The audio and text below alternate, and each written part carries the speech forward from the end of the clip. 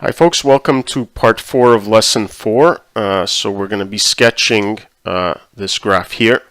So I'll tell you right off the bat, this is a much more difficult example than the one we saw in number 3. But it's a nice example because we're going to see a little bit of everything here. But the idea is to realize that the stepwise process is exactly the same. The only thing that's different is some of the details. Some of the details are a little more complicated. So step number 1, in the last example, it was already factored for us. So here we're going to have to factor this out, okay, to see if there's any simplification. And this is where I really hope you didn't jump in and try to use the factor theorem right off the bat. I hope you looked for some traditional factoring methods because some nice stuff starts to happen. So I see here I have a quartic that has 3 terms. So you hopefully thought of thinking of this as a trinomial. To write this as x squared squared minus 10 times that same x squared plus 9, and I could treat this as a trinomial and factor it using trinomial factoring methods. Here, a cubic with 4 terms, hopefully you thought of using grouping. So if we group together the first 2 terms, we factor out an x squared, we're left with x plus 1. Here we factor out a negative 4, and again we're left with x plus 1. Okay, so there's actually no need to use the factor theorem at all in this question. Okay, so let's keep going. So factor this like a trinomial, 2 numbers that multiply to 9 add up to negative 10. It's negative 1, negative 9, so this is going to be x squared minus 1, x squared minus 9. Okay, and in the denominator, factor out the x plus 1, and we're left with x squared minus 4. Okay, now we realize, hey, there's a whole bunch of difference of squares here that we can continue factoring. Okay, this will give us x plus 1 times x minus 1, and this one here will give us x plus 3 times x minus 3. And in the denominator, we've got x plus 1, and then here we've got x plus 2, x minus 2. All right, so we factored it out, and we see that there's a simplification. The x plus 1s can reduce, and so we can write our final expression here as x minus 1 times x plus 3 times x minus 3, and here all over x plus 2 times x minus 2. Okay, so in essence, this is saying that this expression is equal to that expression, except for x equals negative 1. Okay, because this function is not valid. It's not defined at negative 1. Okay, but we don't have an x-intercept there. We don't have a vertical asymptote there. We have a hole, because these 2 functions are going to be equivalent in every single way, except this one's defined at negative 1. This one is not defined at negative 1. So these 2 are equal if we remember that x is not equal to negative 1. And this is going to result in a hole. So our graph is going to look like this function with the point at negative 1 removed. So this is where I'm going to give you a little tip. Okay, because we got a lot more steps coming, and you might forget about the hole. So instead of writing here hole at negative 1, I'm actually going to go to my graph, and I'm going to put myself a little reminder that I have a hole at x equals negative 1. Nothing stops me from also writing it here.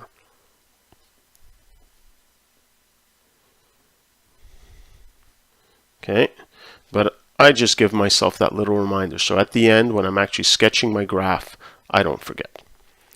Okay, so now we're going to start the analysis, and we're going to see that most of our analysis is going to be on the simplified function. It's easier to work with. Okay, so let's start with the domain. So first of all, where is this function not defined? Well, it's defined for all real numbers except where the original function is equal to 0 in the denominator. So don't forget to include the negative 1. So x can't be equal to negative 1, but it also can't be equal to negative 2 and 2. Okay, so we eliminate those. So these are the x values we're working with. Next, we're going to go to the x-intercepts. Okay, so the x-intercepts are what makes the numerator polynomial equal to 0. And here we see that we have 1, negative 3, and 3. Okay, I'll just put them in order here, -3, 1, and 3. All right, next we'll look for our vertical asymptotes. That's what makes the denominator equal to 0, and we see that we have vertical asymptotes at x equals -2 and x equals 2. Now notice here how I have to specifically write x equals -2 because the vertical asymptote is a line. I need to state the equation of the line. If I just put -2, that's a communication issue. Okay, now while it's not a major characteristic, let me find the y-intercept because, something I can use to graph the function later on to actually get some values on the y-axis. Okay. Now remember, these two functions are equivalent in every way except at -1. So the problem with finding the y-intercept from here is I have to do some work. Okay, I'm going to have to multiply all the constant terms in the numerator, multiply the constant terms in the denominator. So if I did that, -1 times 3 times -3, I have positive 9 in the numerator, 2 times -2, -4 in the denominator. Much easier, though, to look at the original function, because all these terms with x, when I determine f at 0, they're all going to be equal to 0. I'm just going to be left with the two constant terms, -9/4, okay, which is exactly what I would have gotten. So you see that sometimes it's easier to work with the original function. Okay, so let's look at the end behavior. Now, I know that the degree of the numerator is larger than the degree of the denominator, so I know this is going to approach positive or negative infinity on either side. But because it's one larger, I actually know that it's going to do so by approaching a linear oblique asymptote. Okay? We want to determine that linear oblique asymptote, so we're going to have to divide these two polynomials. Can you see that that's a much more difficult thing to do with the reduced polynomial, the reduced rational function? Because I'd have to first multiply everything out. Okay? Not difficult if it was a quadratic over a linear, but because it's a cubic over quadratic, that's a much more difficult process. So I'm actually going to work with the original function, which is equivalent to it. I don't care that they're not the same as x equals -1 because I'm interested in end behavior. So I'm going to use these two polynomials to do the division. Okay, so let's divide here. What do we have? We have x to the 4th. I don't have a cube term, so I have to add 0x cubed. Okay, minus 10x squared. Okay, plus 0x, no x term, plus 9. And I'm going to divide that by x cubed, should have left myself a little more room there, plus x squared minus 4x minus 4. Okay, so first thing I have to do is get rid of that x to the 4th, so I'm going to multiply the divisor by x. So let's put that here. So x times x cubed, x to the 4th, x times x squared plus x cubed times -4x minus 4x squared times -4 minus 4x. Excuse me. Let's subtract. Okay, disappears. 0 minus x, -x cubed, -10 plus 4 minus 6x squared, 0 plus -4 minus -4 is plus 4x, plus 9. Excuse me. And now I need to get rid of that -x cubed, so I'm going to multiply this by -1. So -1 times this polynomial is going to be -x cubed minus x squared plus 4x plus 4. Okay, subtract again, and I see that everything is, this is going to disappear. I actually don't care about what remains, because what remains is just going to be my remainder. I'm only interested in the quotient, which is x minus 1. So here we see that we have our oblique asymptote of y equals x minus 1. So this is going to give us our end behavior for the function. Okay? But what we need to put everything together is going to be the sign of the function. So I'll do that up here. So this is where we remember that the only places that a function can change sign or at an x-intercept or at a discontinuity. Okay, so the x-intercepts were -3, 1, and 3. We have vertical asymptotes at -2 and 2. Now we also have a hole at -1, but it can only change sign there if that hole is at the x-axis. So how do we check if that hole is at the x-axis? Well, we can't input it into the original equation because that's just going to give us 0 over 0. But what we're going to do is we're going to input that into the reduced equation. And as long as the this doesn't give us a 0 in the reduced function, I know that my hole won't be at the x-intercept. I don't have to worry about it. So let's stick this into the numerator. -1 minus 1 doesn't make it 0. -1 plus 3 doesn't make it 0. -1 minus 3 does not make it equal to 0. So that means this hole does not occur at the x-axis. I don't need to consider it. But let's consider what we do have, and it's quite a bit. So we've got -3, we've got -2, and we've got 1, we've got 2, and we've got 3. So lots of stuff to consider. Okay, so let's pick one point or one value in each interval because that's all we have to check.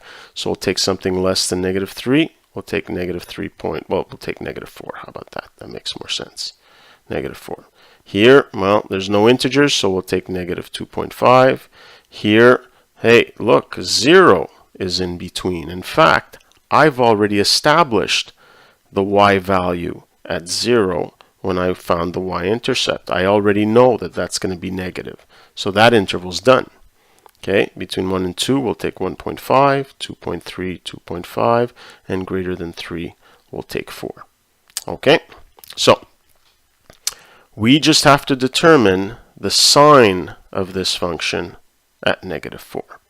Okay, so let's see what happens. If I stick in -4, I end up with, so -4 minus 1, so it's going to be negative times -4 plus 3 is negative, -4 minus 3 is negative, over -4 plus 2 is negative, -4 minus 2 is also negative. So in the end, I've got negative times negative times negative, negative, over negative times negative, positive, negative over positive. It's going to be negative here.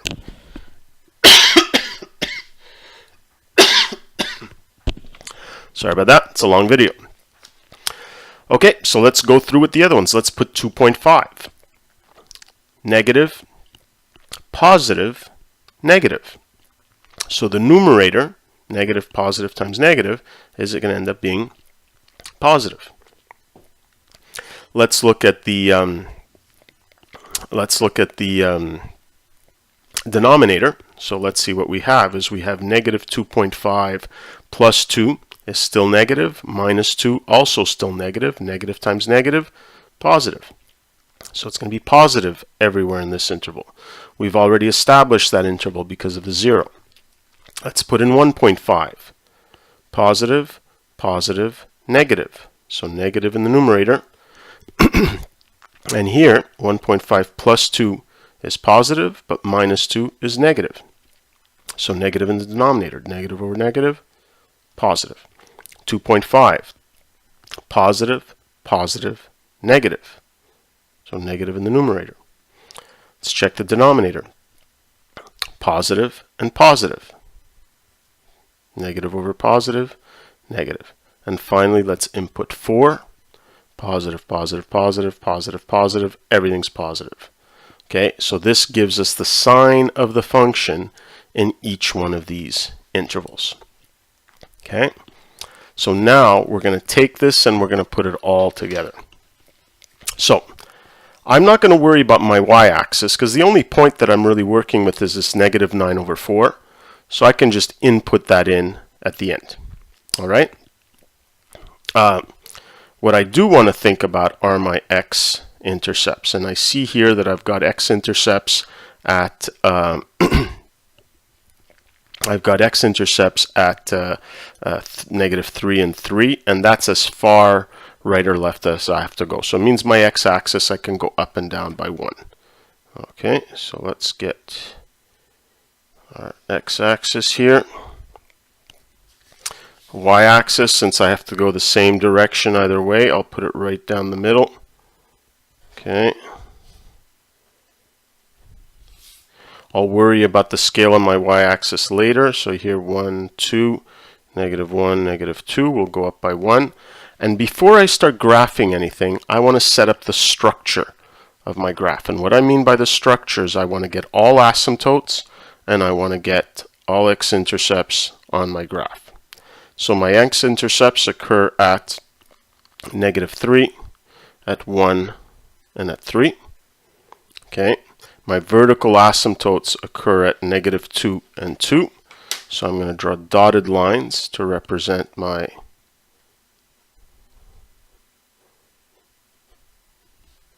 vertical asymptotes.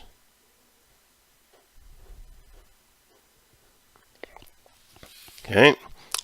Don't forget, we're going to have to put our hole in at x equals -1. Do that later on. But the other thing we have is we have our end behavior. This time, though, our end behavior is x minus 1. So this is where, because I have to draw something that's oblique or slanted, I am going to choose a y value, and I'm going to make my life easier. I'm just going to make this 1 -1. So y equals x minus 1 is just y equals x brought down by 1 unit. And so let's just draw this as nicely as we can. Okay. And again, I'm going to use a dotted line to represent this oblique asymptote. Now remember, the oblique asymptote tells me about end behavior. So I'm not going to worry about the fact that the function might cross it in the middle. That's of no concern to me. Okay? Now we're ready to start graphing. So, this vertical asymptote, is it going to positive infinity or negative infinity? Well, this is where we use the sign. So everything less than -3, it's going to be negative. So it means it's going to have to go somewhere down there, but of course it's going to follow the oblique asymptote. Between -3 and -2, we see that the function is positive. So that means for this vertical asymptote, it's going to have to approach positive infinity. Okay, so I'm going to sort of turn this around to try to, normally I would do this by pencil first. Okay, so I know it's got to go to positive infinity there. And then eventually it's got to become negative, and it has to follow my oblique asymptote. Okay, so it's going to look something like this, and I try to show that it's going to follow that oblique asymptote. Okay, so there's that portion of the function. Okay, now what do we have next? We have that the function is, where are we at? So between -2 and 1, it's always negative. So in this whole area here, it's always negative. That means that for the vertical asymptote, it's going to be going to negative infinity. Okay. And eventually, it's going to come to the x-intercept at 1. Okay. And then it's going to become positive in the next interval. So it's going to have to go to positive infinity. Okay. Now this is where I realize I need a hole at -1. Okay. So I'm going to draw this, but I'm going to make sure that at -1, and I'm not going to, this is where I'm going to give you guys a break. I'm not going to insist on you figuring out exactly where it needs to be. When we are able to draw better graphs in calculus, I might insist on it. Okay.